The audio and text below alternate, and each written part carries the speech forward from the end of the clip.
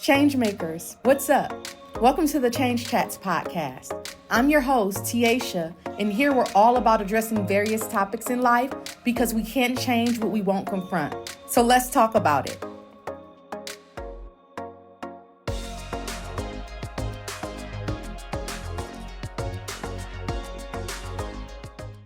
Change makers, I'm so happy that you all are tuning in. If you are new here, welcome to the Change Chats podcast. If you're returning, thank you for joining us again. I am so excited to have you all with us today as we talk about the intersection of faith and psychology and navigating through life's challenges.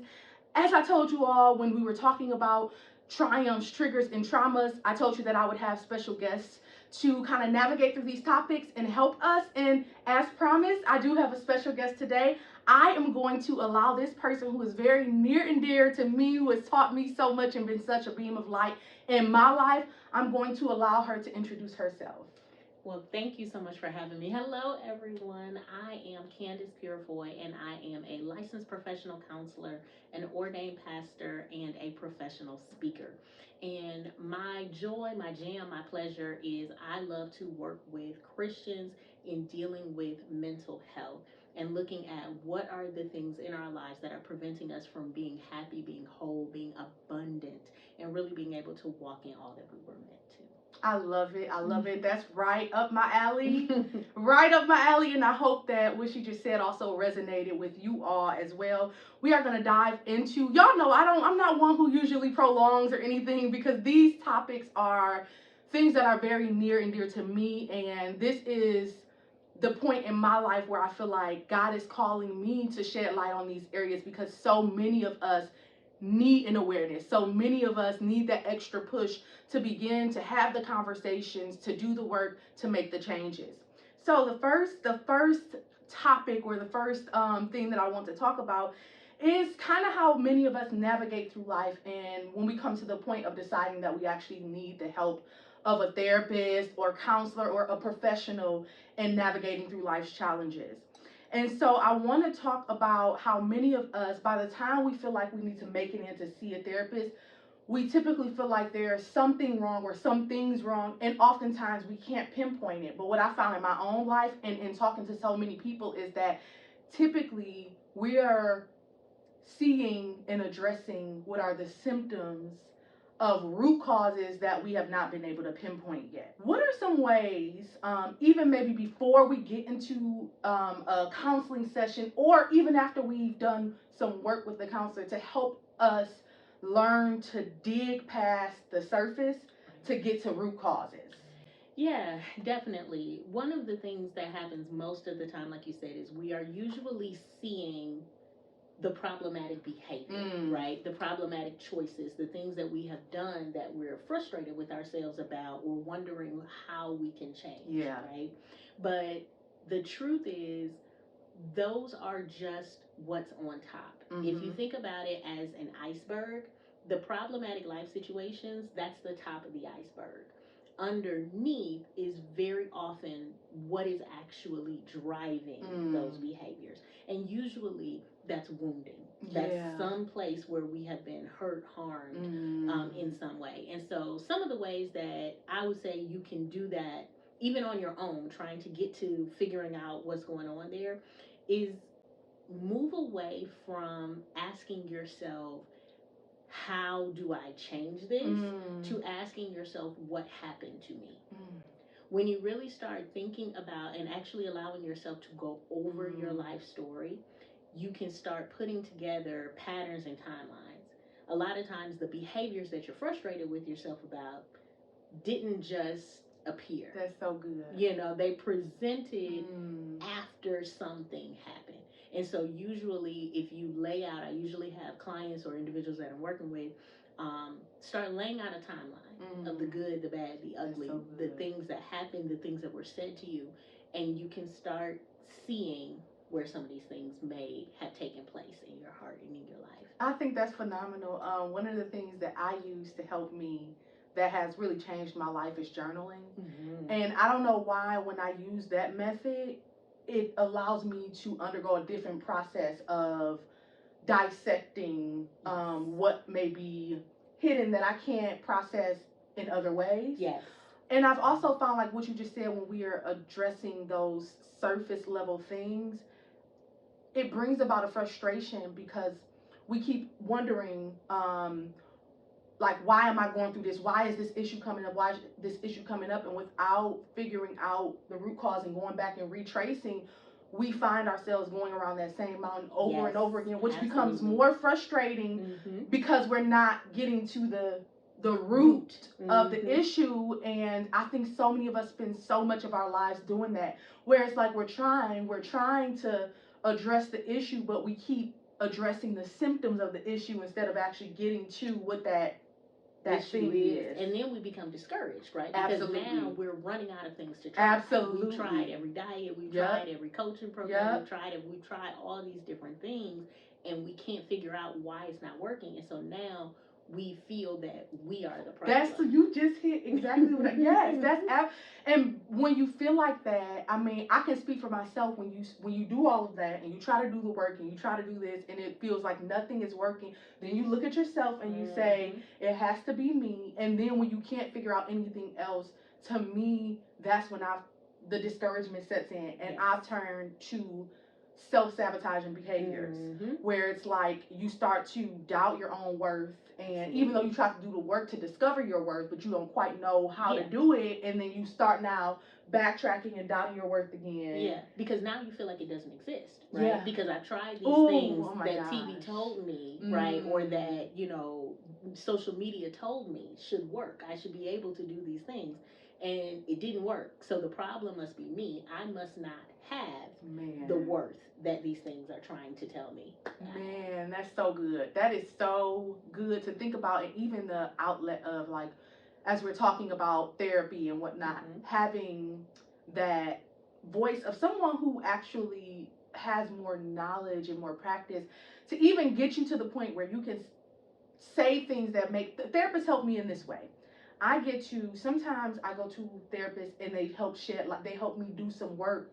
And sometimes they help me to just get it out there and process it in such a way, like me just speaking to you. It's like, oh my gosh, it has my wheels spinning in a different way. So 10 out of 10, if you're at a place in your life where you try so many other things except therapy, and especially, I want to be clear on this part, especially Christian therapy, which I found a difference. And I'm saying that because years ago, I've went to therapists who were not Christian, and I won't say that was totally ineffective, but there's a different level of effectiveness when there's a faith-based foundation there as well. So as we've kind of just talked about those root causes versus those superficial or surface level things, I started to think about anxiety and depression, and it got me to thinking about how when we hit those walls of frustration or we go throughout life, how anxiety and depression are so prevalent in society and in so many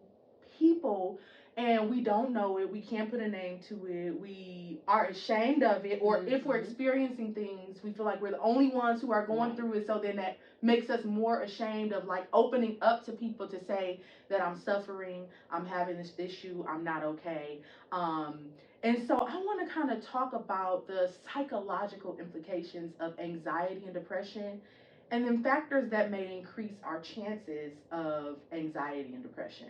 Okay. So in terms of factors that can increase the likelihood of anxiety and depression, there are quite a few. One is actually genetics. There are a lot of studies that show if we have a parent or a family member that experiences anxiety or depression, we are a lot more likely to experience anxiety and depression, which makes sense, right? You know, from both the standpoint of genetics and our predisposition for how our mind may be working, and then also too from learned behavior, right? You know, and being in a family of origin where we may witness and experience anxiousness and depression on display. Other things, of course, are life circumstances.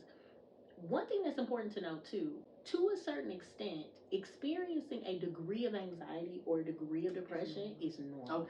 It's normal. After certain events, after certain situations, it makes sense. It's our mind's response, right? However, when we are lingering there, when we're experiencing severity in how it's impacting our functioning, right? So our mood is so depressed that we are no longer able to work, to live, to take care of ourselves or others. That's when we're getting into disordered, depression or anxiety. And so things that can kind of precipitate that or move us towards that: losing a loved one, a loss of life, changes in relationship, different things like that, breakups, which isn't talked about enough. A lot of times people experience anxiety, depression after breakups that can last for very long periods of time. And so any of those kinds of life events can put us in a situation where our mood can be impacted with anxiety, depression. In terms of the psychological implications, so you're talking about like symptoms, like what does it look like when we're okay. One of the main things with anxiety in particular can be a sense of dread. So like just this overwhelming feeling of like something bad is going to happen, thoughts of persistent worry, just feeling like something may be coming, something may be bad, waiting on the other shoe to drop. Also, irritability is a sign that can be of both anxiety or depression, can be symptoms. And that, especially for Black women in particular, has been an important recent psychological find that one of the symptoms of depression in Black women can be irritability. Tearful spells, changes in appetite, it affects so much. There's so much that we do, that we experience, that we aren't realizing. These are actually signs of anxiety and depression. Difficulty concentrating and staying on task. Sometimes we can get very frustrated with ourselves of like, why don't I have the motivation? Why can't I go to the gym or get these things done? And that can be depression. Absolutely. That makes total sense. You said something, I think that we have like this, and I don't know the proper or formal term for it, but we have this form of depression where it's clear, like, right, I can't get out of bed, I can't do anything. But we also have functional depression, right? That's a thing where maybe I'm getting up to go to work every day, taking care of my children, showing up in certain ways that may not look like depression, or you may not see the telltale signs that I am depressed. And so for me, I think when I was heavily struggling with depression, I was in college, I was going to class, I was hanging out with the people, I was doing the things, but the moment that I was not doing those things, I would just be in a deep dark hole and feeling like, so I felt like I had to do things to not be in those moments, which in some ways was detrimental as well, because it wasn't just hanging out with people, just going to class. Then it became like the substance abuse and the other things, to feel like I had to get by, or I had to do something to fill those empty spaces where I had to deal with maybe residue of even things from the past, or just feelings of like my own lack of worth or things like that. So I want to know, for those who are dealing with functional depression and just depression where it's clear as day that this person is dealing with the depression, how do we, for lack of better words,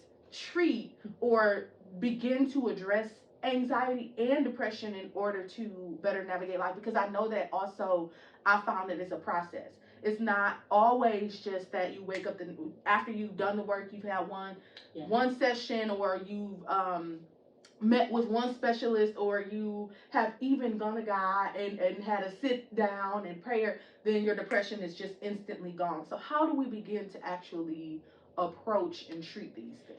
Yeah, so I think the most important thing to understand is, in part, exactly what you just said, recognizing that there is no quick fix. There is no, even with medication, right? Medication takes time to see the effect. But I will say that's one thing, and I think that's something that in particular isn't talked about, especially when we talk about the Christian mental health community and mental health in general, but especially in Christian mental health, there seems to be this unwillingness to discuss medication. And I personally feel that that does a real injustice and a disservice. Yeah. Because we don't do that when it comes to any other health factor. Very true. You know, if someone has high blood pressure, take your high blood pressure medication. We think nothing of that, right? It's the same thing for mental health. Our mind, depending on what we're experiencing and what we're dealing with, medication can be a tool, just like anything else, to help us while we learn the skills and tools to navigate and get through and process what we need to process in that journey. So that's one thing that I would say in terms of like what can help is you know, getting with a prescriber and a provider. Medication can help, but in addition to that, so many things can really help us. I think one of the things, especially my bend in general with how I treat, is technically I'm what's called a cognitive behavioral therapist. That is a way of saying basically that I believe it is how we think about what we are experiencing that impacts us. And if we can change how we are thinking about it and how we are processing it, then we can change how it's impacting us. What that really boils down to is basically exactly what the Bible said all those years ago, right? With the renewing of our mind. So good. We are always, in my opinion, science is always just trying to catch up to the Bible. Absolutely. You know, and so some of the ways that we can really look at and addressing and dealing with and the symptoms of anxiety and depression in our lives are looking at how are we thinking about what we are experiencing. So if you have a situation in your mind, right? Someone is, you know, maybe let's say they are feeling very lonely. They're feeling very lonely.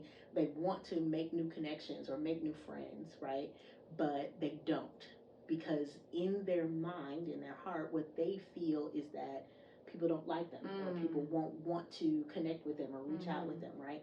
Understanding that there's a thought process that is undergirding these actions. There's something that they are believing about themselves, about the world, about other people that is actually being influenced usually by the enemy, right? That is where when we talk about the idea of the battlefield of the mind taking place, that's what's going on. You know, and so looking at how are you thinking about yourself, about other people, and about the world, and allowing yourself to really look at, does that align with what the word says? Yeah, that's really good. You know, does that actually align with truth? Other things, you know, you mentioned journaling. Journaling can be very, very helpful for helping with some of the symptoms of anxiety and depression in general. Mainly because it gives us that opportunity to process that's it. what we're thinking, you know, and it allows us to process it in a way that is not performative. When we think about like social media, because some people, you know, they're like, oh, well, I vent on social media, or I do, you know, and that if that may work for some people, but there is always a performative component to that, because someone else is reading that, and you know that someone else is going to read it. When you're journaling for yourself, you're able to purely process your thoughts without having to be concerned of what anyone else might think of you or what you're writing or what you're thinking. And so it gives you a sort of clarity and a freedom that very few other ways of processing. So journaling can be very helpful. I feel like there's so many, you know, so many different things, because it's a big question. But I think one of the things that I see that comes up a lot in being sort of an underlying component in people dealing with anxiety and depression is actually shame. It's the fundamental feeling of feeling like we are not enough, that what we have done is not enough, that we will not get to this place, you know, of being enough. And so really actually looking at what is your relationship with yourself, and ultimately what is your relationship with God. If you are managing and balancing and looking at those things, you can begin to see some movement. That's good. In anxiety. That's and depression good. in your life. That's good. I love that one. I love that one a lot. So I want to talk about trauma and mental health, especially trauma that hasn't been addressed or um, I don't want to say checked in a way because I think that even our traumas, even after we have began the journey of healing, there are just different levels that may arise as we journey through life, and so just this idea of trauma's impact on mental, and I know that's also broad because right there's so many different types of traumas that we can experience, and so many underlying mental health issues that could arise from that trauma that we experience. But I wanted to address this because in talking about this whole topic of triumphs, triggers, and traumas, I've realized how much trauma really does have an impact on our mental health, especially when we just kind of sweep it under the rug and say, that happened in the past, I'm gonna leave it in the past, and not understand that, like as we talked about these root causes versus these surface level things or these symptoms, understanding that oftentimes there's a root cause that may be linked to our trauma that then is causing something else, or triggering something with our mental health. So can we talk about what that looks like a little bit, and then how do we begin to address trauma's impact on our mental health?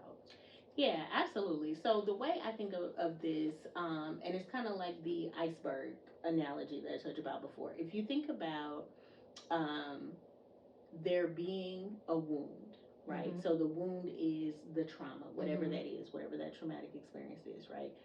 Out of that wound, typically that's where we begin to see that we are experiencing lies and distortion. This is the place where the enemy will start to have us to believe things about ourselves, about the world, that is not true. So whatever way that we were hurt, right now we believe people are going to hurt you, right? People are going to do this, or you are they did this to you because you're not enough, or whatever, right? Those, because of those lies and distortions, that's what leads us to emotional upheaval. That's where the anxiety, the depression, the panic attacks, the various different things where emotionally we are trying to reconcile with our beliefs that we are holding based on this traumatic experience, based on this wound. Out of that emotional upheaval, or because of that emotional upheaval, that's where we start to develop problematic behaviors, right? That's where we start with our dysfunctional behavior. That's where we start with trying to fill the wounds and the voids with food or sex or alcohol or whatever it is, right? And it may even just be people pleasing, perfectionism, right? Which is me. It's, it can be any of those things that are creating dysfunction in our lives, and that is what leads us to what we see on the top of that iceberg, the problematic life situations. And so trauma, ultimately what it can do is create this entire under the iceberg situation. And then on top, what we're seeing is the response. So now we're seeing where we are angry, or, lashing out. We're frustrated with people, or we're in our relationships and we don't know how to communicate well or compromise or things like that.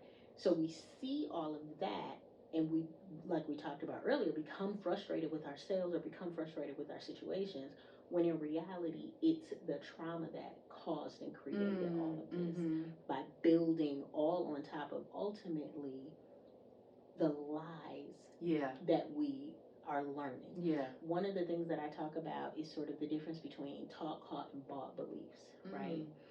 Taught beliefs are the things that people take time to teach us. They're the things that our parents or others will tell us, right? Usually, most often, those are positive things, theoretically.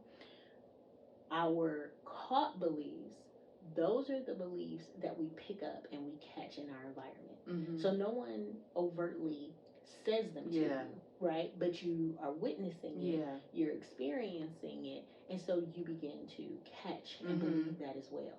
But your bought beliefs, those are the beliefs that we buy with painful experiences. Those are the things that our trauma teaches us if we are not able to go back and reprocess through an appropriate and proper lens what we experience. Yeah.